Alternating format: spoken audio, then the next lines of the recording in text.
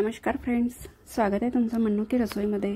कशा आहात तुम्ही सर्व? आशा करते सर्व स्वस्त आणि मस्त असणार। तर आज आपल्या मनोकी रसोईमध्ये मी बनवलेला आहे तर ओल्या नारळाची बर्फी। तर ओल्या नारळाची बर्फी ही एकदम झटपट बनते आणि कमी साहित्यामध्ये आणि कमी वेळेमध्ये बनते। जसं आता माहिती आहे की समोर नवरात्र आहे, तर आपल्या कुलदेवतेसाठी तुम्ही याचा भोग बनवू शकता किंवा दिवाळीमध्ये सुद्धा तुम्ही हे बनवू शकता। तर त्याची रेसिपी तुमच्यासोबत शेअर करते आहे, तर नक्कीच तुम्ही बनवून राहा मनोकी रसोईमध्ये। तर चला मनोकी रसोईमध्ये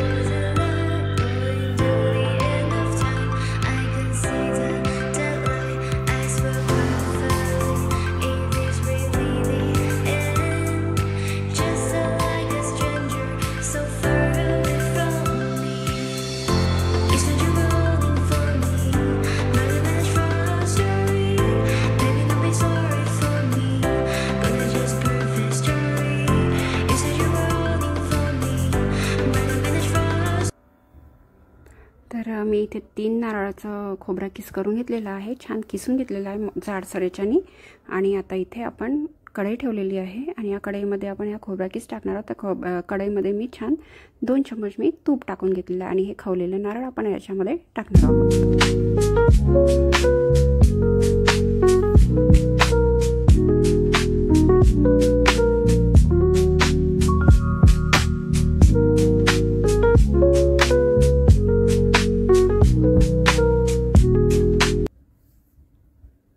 त्यानंतर आपण हे जे पूर्ण नारळाचा किस जो केलेला होता तो पूर्ण टाकून घ्यायचा आहे आणि याला छान खमंग होईपर्यंत परतून घ्यायचं आहे तुपामध्ये।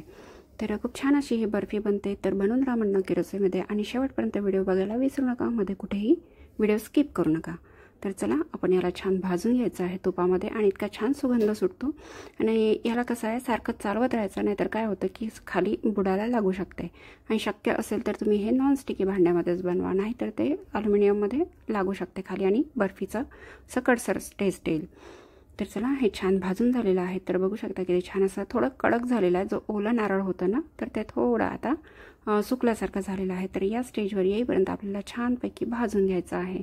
तर खूप छान अशी ही रेसिपी बनते, तर नक्कीच ट्राय करा तुम्ही। तर काय करायचं आहे, आता यामध्ये मी 1 वाटी साखर टाकलेली आहे। 3 नारळ होते, 3 नारळाच्या हिशोबाने मी 1 वाटी साखर टाकलेली आहे। तुम्हाला जर गोड कमी जास्त आवडत असेल तर तुम्ही प्रमाण कमी जास्त करू शकता। जर कमी गोड आवडत असेल तर पाऊण वाटी घ्या आणि जास्त आवडत असेल तर तुमच्या मर्जीप्रमाणे तुम्ही टाकू शकता। पण माझ्या हिशोबाने एवढीच पेशंट आहे। तर याला सुद्धा आपण छान परतून घेऊ आणि साखरेचं जेव्हा कनेक्शन आपल्या गरम याच्यामध्ये येतं ना, तर साखर मेल्ट होतं आणि हळूहळू याला पाणी सुटायला लागतं। तर बघू शकता जो सुका होता एकदम मोकळा झालेला होता खोबरा किस, तो आता चिपकू झालेला आहे। तर या स्टेजपर्यंत आपल्याला छान भाजायचं आहे त्याला आणि एकदम स्लो गॅस ठेवायची, मिडियम स्लो ठेवायची, हाय नाही आणि जास्त स्लो पण नाही ठेवायची। तर बघू शकता किती छान साखरेचं पाणी याला सुटलेलं आहे। तर या स्टेजवर आपण काय करायचं आहे, इथे दूध टाकायचं आहे। तर दूध मी साधारणतः 4 चम्मच टाकलेलं आहे। आणि जर तुम्हाला दूध नाही तर दुधावरची जी साय असतं ना, तर ती सायसुद्धा तुम्ही टाकू शकता आणि एकदम छान क्रीमी टेक्स्चर येते बर्फीला। पण आज आमच्या सासूबाईंनी पूर्ण म्हणजे जे दूध आहे ना, दुधावरची साय काढून घेतलेली होती, ज्याचं आम्ही विरजन बनवतो, तर ते वेगळी काढून घेतलेली होती, लक्षात नव्हतं राहिलं आधी काढायचं। तर बघू शकता 4 चम्मच दूध टाकल्यानंतर आपले छान इथे पाकास आलेला आहे। साखर आणि दूधचं कॉम्बिनेशन जेव्हा येतं तर छान त्याला पाणी सुटलेलं आहे साखरेला आणि ते हळूहळू पूर्ण ऑब्झर्व करून घेतील। तर आपल्याला त्या स्टेजवरपर्यंत याला छान चालवत राहायचं आहे। आणि आता काय केलं, मी 7 ते 8 विलायचीचे दाणे टाकलेले आहे। त्याला बारीक कुटून टाकलेलं नाही आहे, कारण बारीक कुटून टाकलं तर फक्त फ्लेवर येतो आणि जर सगळे दाणे टाकले तर त्याच्यात कसं बाईटमध्ये एक एक दाणा येतो, तर फ्लेवर आणि टेस्ट खूप छान येतं। तर म्हणून मी सगळे विलायची टाकलेले आहे। तर बघू शकता याला जेवढं पाणी सुटलेलं ते पूर्ण ऑब्झर्व झालं आणि छान मोकळं झालेलं आहे। तर त्यानंतर काय केलं, मी डिश तयार करून घेतलेली होती। हे जेव्हा आपण शेवटची स्टेज आपण जेव्हा करतो तेव्हाच आपण एका प्लेटला ग्रीस करून ठेवायचं आहे तुपानी आणि त्यावर छान आपल्या मनपसंती ड्रायफ्रूट्स टाकायचे आहे। तर मी आधीच ते प्लेट तयार करून ठेवलेली होती, त्याला छान तुपानी ग्रीस करून घेतलेलं आहे आणि बदामाचे थोडे थोडे काप टाकलेले आहे। तुम्ही तुमच्या मर्जीनुसार तिथे ड्रायफ्रूट्स वापरू शकता। आणि त्यानंतर काय करायचं आहे की हे साखरमुळे ते लवकर घट्ट बनते आणि कडक बनते, त्यामुळे आपण पटापट त्याला पसरवायचं आहे। तर तुम्हाला जेवढी जाडी पाहिजे त्या जाडीनुसार तुम्ही ते मिश्रण पूर्ण पसरवायचं आहे आणि याला थोडं थोडं थपथपायचं आहे असं। तर बघू शकता व्हिडिओमध्ये दाखवल्याप्रमाणे आणि पटापट हे कडक बनायला लागतं। तर जास्त कडक बनण्याआधी आपण हे छान सेट करून घ्यायचं आहे आणि याला पटापट वड्या पाडून घ्यायच्या आहे। तर एका चाकूच्या मदतीने तुम्हाला पाहिजे तशा आवडीनुसार तुम्ही वड्या बनवू शकता, जसं स्क्वेअर शेपमध्ये किंवा ओव्हल शेपमध्ये तुम्ही याला ट्रायंगल शेपमध्ये वड्या बनवू शकता। तर मी सरळ सरळ काप केलेले आहेत वड्याचे, काही डिझाईन वगैरे दिलेली नाही, कारण माहिती होतं की हे घरच्यासाठीच बनवलेली आहे। जर का आपण भोगसाठी किंवा कोणाला गिफ्ट करायचं आहे, जर कोणाकडे न्यायचं आहे तर आपण छान याला व्यवस्थित करतो। तर मी याप्रमाणे इथे काप करून घेतले आहे। तर व्हिडिओमध्ये दाखवल्याप्रमाणे तुम्ही काप करून घ्या आणि जेव्हा हे थोडं ओलसर असते त्याच वेळी याला काप करा, नाहीतर काय होईल की हे जमेल, सेट होईल।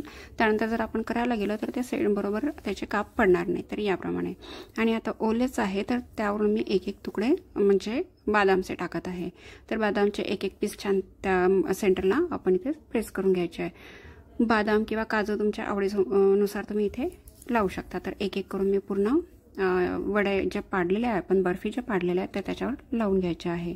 तर खूप छान अशी टेस्टी ही बर्फी बनलेली होती, घरी सर्वांना आवडलेली आहे आणि आशा करते तुम्हा सर्वांना सुद्धा आवडेल।